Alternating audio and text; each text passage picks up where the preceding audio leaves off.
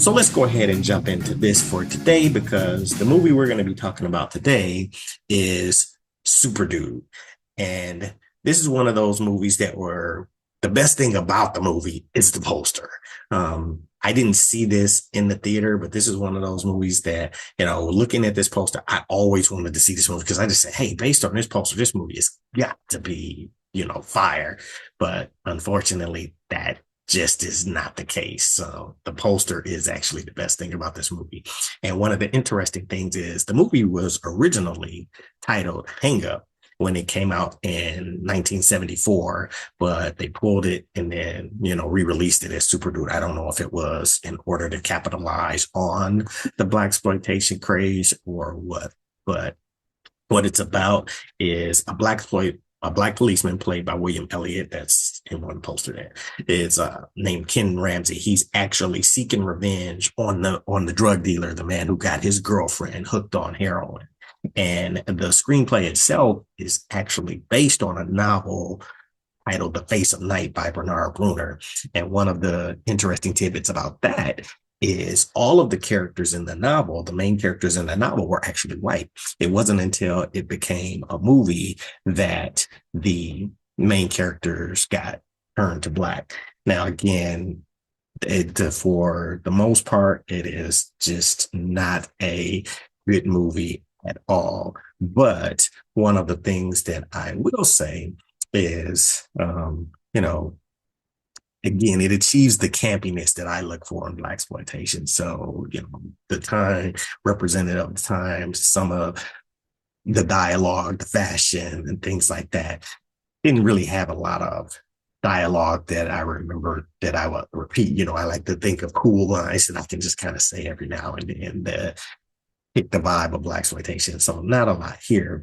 I'll share with you a scene from the movie and where he he's undercover as a cop, so he was pretending to be a junkie, and he gets busted along with a real junkie, and then the cop who arrests him doesn't know, so he's like gets caught, and this is what happens.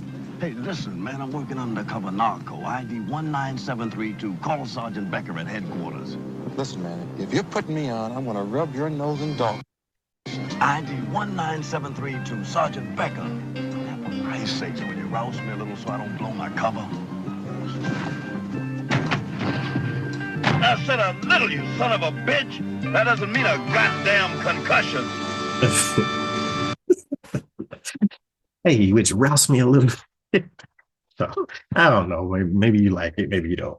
But who else was in this movie? So other than, like I said, William Elliott, in which you may also, he didn't do a lot of Blaxploitation stuff. I mean, other than Superdude, which he was the lead in, he did Coffee with Pam Grier. He played her boyfriend. So he didn't have a lot of huge Blaxploitation resume at all. He, I think his biggest claim to fame, I would probably say, is he was married to Dionne Warwick, not just once, but twice. And from the things I could read and find is they actually had a sort of volatile relationship. They were actually married, got divorced, and then remarried, and then divorced finally in 1975. And then kind of after that, he just really disappeared from the scene almost. And unfortunately, he died pretty early. He was like only 49 when he passed away. Other people in the movie is the lovely Marky Bay. Now, you may know Marky Bay as the lead from the movie Zombies of Sugar Hill, which I'll probably cover in a later episode.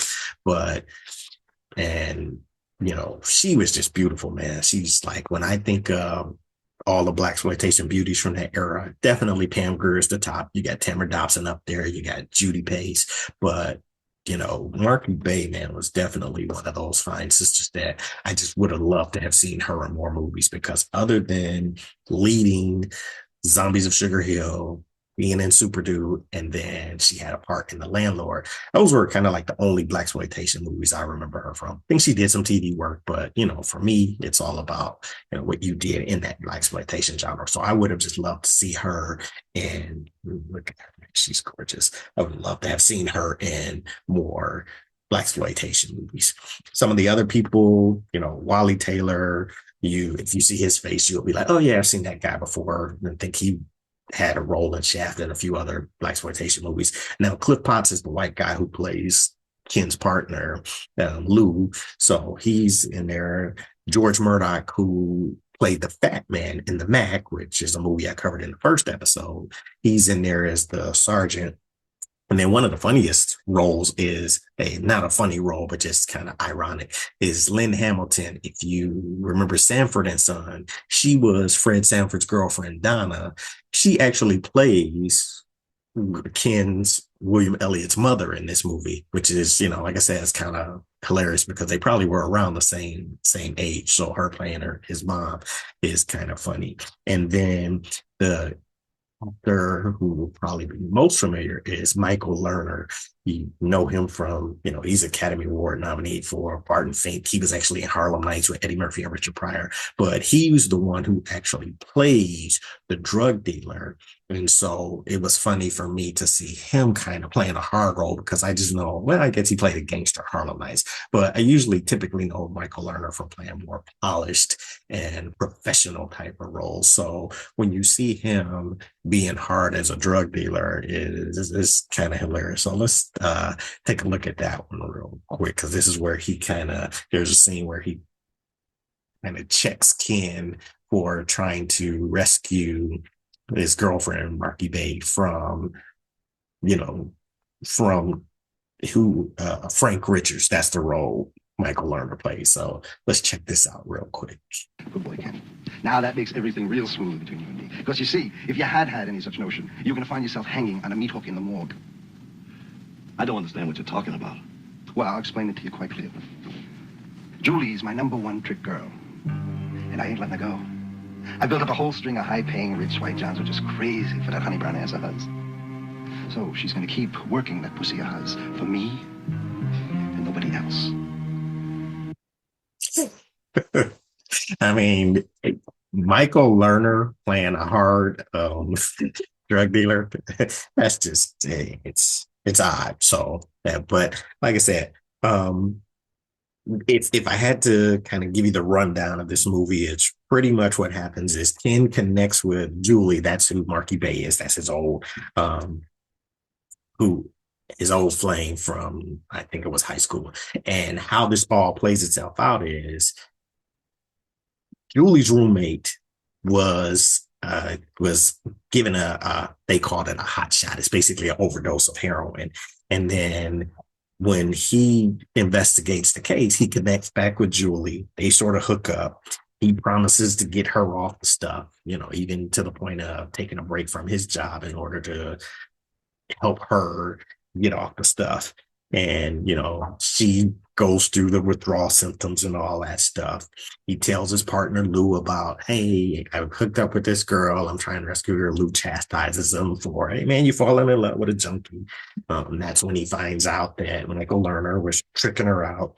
And then in there, now this is a funny scene. He roughs Michael Lerner up. I didn't grab the clip of that one, but he just roughs him up, smashes his head through a TV. And that's hilarious. And then he goes home and confronts Julia. Hey, I thought you were trying to get off the stuff and all that stuff. She then kind of relapses, goes to Richards to get a fix, and he hooks her up with an actual hot shot. So she overdoses. And then, when Ken goes to the house, finds her dead, this kind of just ramps up his desire to take Richards out. And so it really just climaxes with the ending battle with him taking Richards out and killing him at the end. Sorry, spoiler alert.